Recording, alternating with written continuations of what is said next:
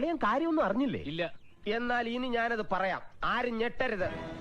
കാപ്പ നടപടികൾക്ക് വേണ്ടി പോലീസ് സ്റ്റേഷനിലേക്ക് വിളിപ്പിച്ച പ്രതിയുടെ പേന മോഷ്ടിച്ച് പോലീസ് ഉദ്യോഗസ്ഥൻ. അയ്യോ ദാരിദ്ര്യം. ഒരു കൈവതം നാറ്റുകരുത്. തൃത്താല SHO വിജയകുമാറിനെതിരെയാണ് ഗുരുതര പരാതി. പേന എവിടെ വെച്ചേക്ക്? ഇപ്പൊ മേശപ്പുറത്ത് നടിച്ച പേന എവിടെ വെയ്? ഞാങ്ങാട്ടിരി സ്വദേശി ഫൈസലിന്റെ പരാതിയിൽ ഉദ്യോഗസ്ഥനെതിരെ വകുപ്പുതല നടപടിക്ക് ജില്ലാ പോലീസ് മേധാവി ശുപാർശ നൽകി. ചതിച്ചോ ദൈവമേ, എന്റെ ജീവിതം പട്ടിണക്കി. 2023 ജൂൺ 23 കാപ്പ നടപടികൾക്കായി സ്റ്റേഷനിലേക്ക് വിളിപ്പിച്ച സമയത്ത് പ്രതിയുടെ കൈവശമുണ്ടായിരുന്ന പേന SHO മോഷ്ടിച്ചെന്നാണ് പരാതി. പറ്റിപ്പോയടാ. വേണ്ട വേണ്ട, ഞാൻ പലതവണ പറഞ്ഞതാ, കേട്ടില്ല.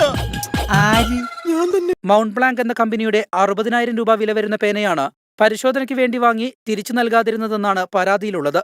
പേനയിൽ ഒളിക്യാമറയുണ്ടോ എന്ന് പരിശോധിക്കണമെന്ന് കാണിച്ചാണ് SHO പേന വാങ്ങിയത്. എന്ത് കാര്യത്തിനാണിത്?